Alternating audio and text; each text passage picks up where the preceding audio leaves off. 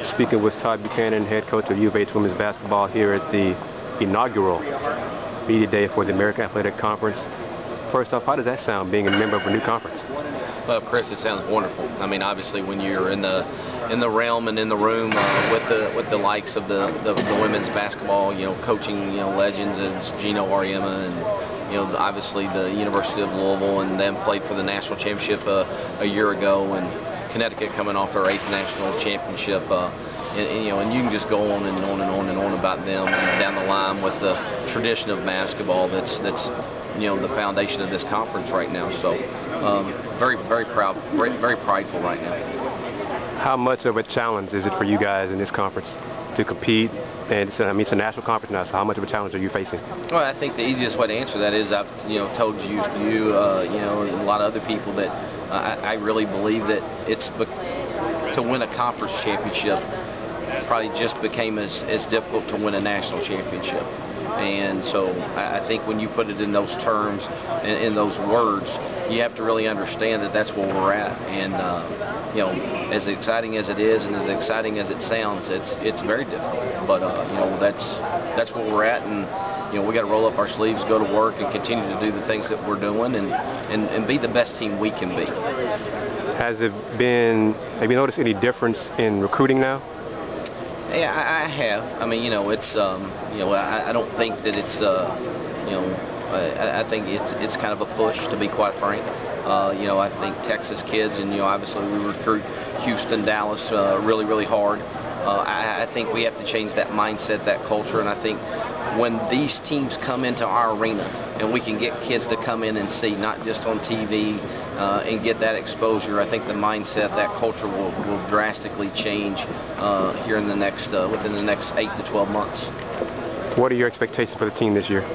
I don't, the goals have not been set. We've had, 8 practices to this point. When we get back after media day, we're going to sit down and we're going to meet individually, with every player, and not just put our goals down on paper as a team, but also discuss, continue to discuss roles of each player, every player's individual goals. But the one constant that I have is we got to build consistency, we got to build confidence, keep our confidence, and we're going to play our tail ends off.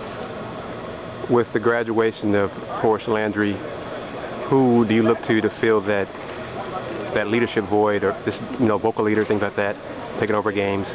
Well, I think you have to lean toward your seniors, and I think obviously Destiny is first and foremost that comes to mind.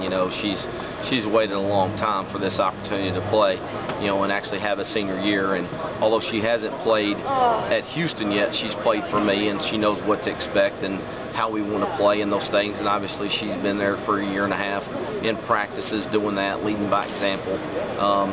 I've been very, very proud of Tiana to this point. She's come in and done a lot of nice things, and really worked on her game, in the off season, as well as YT. And I think that we also have to look back at Alicia Smith. She's got to come in. She's kind of that constant. Obviously, Marsha Emerson, being all freshman a year ago. I don't think it can just start and stop with our seniors. I think it has to carry down to some of our youngsters. But obviously, with Portia being gone, we have to really do the things that we have to do, and that's take care of the basketball.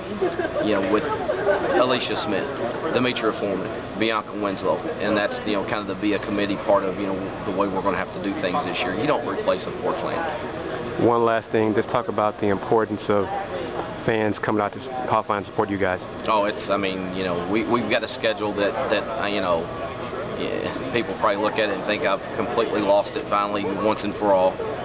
But it is a very challenging, non-conference schedule, as well as the conference is what it is. And I felt like we needed to do that, because I feel like when you go to Louisville, when you go to Connecticut, when you go to Rutgers, when you go to South Florida, you go to these other schools, and if you don't have an Alabama, you don't have a Mississippi State, you don't have a Texas A&M, you don't have at Creighton on your schedule, you go. I think that's just an injustice that you do to your players, and that's the way we have to look at it, and that's the way we have to perform and prepare.